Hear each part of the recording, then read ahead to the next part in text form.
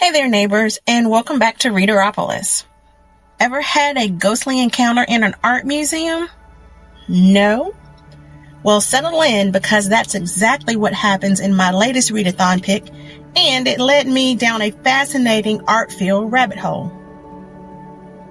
I'm deep into the Shorty September and Framed in September Readathons, and 2 of this month's book selections have been all about art. My latest shorty is Picasso's Tie by Kelly Jameson. It's about a janitor named Carl who works at the Philadelphia Museum of Art and is visited by Picasso's ghost. The book is short and wild and asks a huge question for the post-truth era. How do you figure out what's real and what's not? I'm ready to take a deep dive into Picasso's Tie for Shorty September and enjoy some art for Framed in September. First, I'll look at decoding the art, the 3 musicians. The book's setting at the Philadelphia Museum of Art is key. So as a part of the Framed in September Readathon, I am taking a close look at one of the most famous paintings on display there, Picasso's The 3 Musicians. This isn't just a random painting. It's a masterpiece of Cubism, an art movement that Picasso pioneered. Cubism breaks down objects and figures into flat, interlocking shapes, showing them from multiple viewpoints at once. It's like looking at a fractured mirror where everything is pieced together in a new way. Next, I'll look at connecting the art and the book. This Cubist approach makes a perfect visual metaphor for the themes in Picasso's Tie. Based on listening to the audiobook and seeing the actual painting in person, I can see these 3 things. 1, a fragmented sense of self.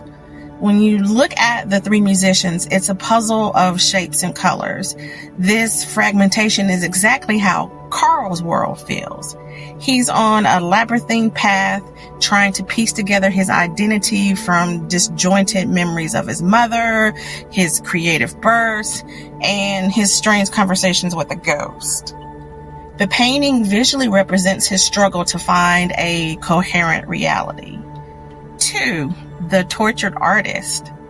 The figures in the painting, Harlequin, Perrault, and a monk, are believed to represent Picasso and 2 of his close friends, both of whom recently died or left his life. The Harlequin in particular is a stand-in for Picasso himself. When Carl is visited by Picasso's ghost, it's not a random encounter. The ghost is a reflection of Carl's own inner turmoil and creative potential, much like Picasso used his art to work through personal pain. And then 3, order from chaos. The 3 musicians may look chaotic, but it's actually a carefully constructed masterpiece. This duality of chaos and order is a central conflict for Carl. He is a janitor, which is a figure of order, who is haunted by the chaos of his past.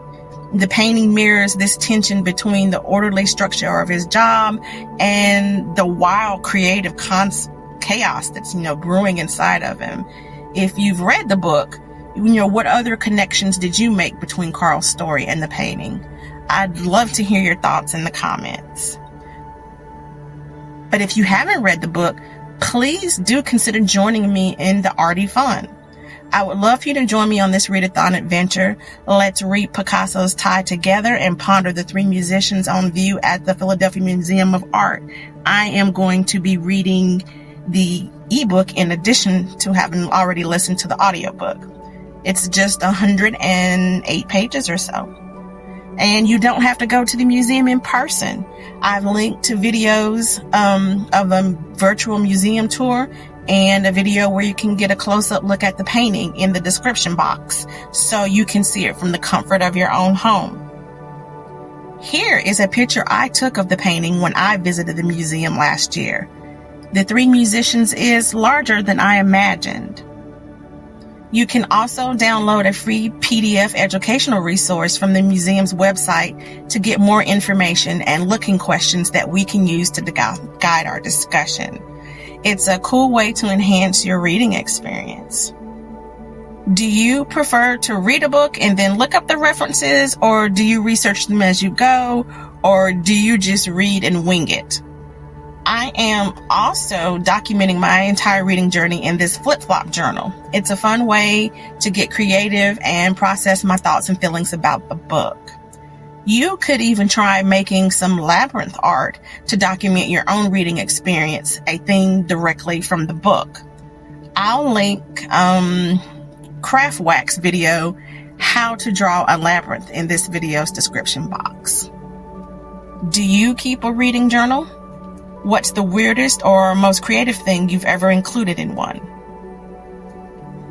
By the way, did you hear the recent news that a Picasso painting that's been unseen for the last 80 years is up for auction soon?